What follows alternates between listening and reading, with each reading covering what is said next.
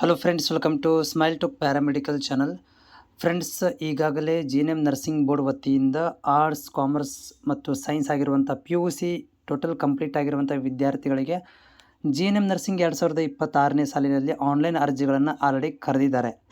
ಇನ್ನು ಇದು 20ನೇ ತಾರೀಕಿಗೆ ಕ್ಲೋಸ್ ಆಗುತ್ತೆ. ಇದೇ ತಿಂಗಳು 20 ತಾರೀಕು, ಇವತ್ತು 12 ತಾರೀಕು. ಇನ್ನು 8 ದಿನಗಳು ಮಾತ್ರ ಇರುವಂಥದ್ದು.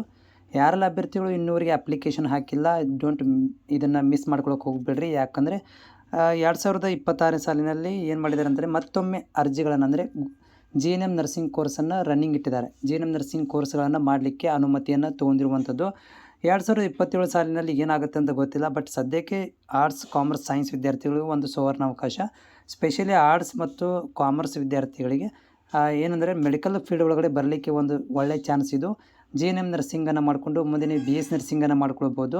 ಅದಕ್ಕೆ ನೀವು ಗೌರ್ಮೆಂಟ್ ಸೀಟ್ಗಳನ್ನು ಬೇಕಂದರೆ ಗೌರ್ಮೆಂಟ್ ಫೀಸಲ್ಲಿ ಅಡ್ಮಿಷನ್ ಮಾಡ್ಕೋಬೇಕಂತಂದರೆ ಇಲ್ಲಿ ನಿಮಗೆ ಒಳ್ಳೆಯ ಅವಕಾಶ ಇದೆ. ಇನ್ನೂ ಎಷ್ಟಪ್ಪ ಅಂದರೆ ಒಂದು 8 ದಿನಗಳು ಮಾತ್ರ ಇರುವಂಥದ್ದು.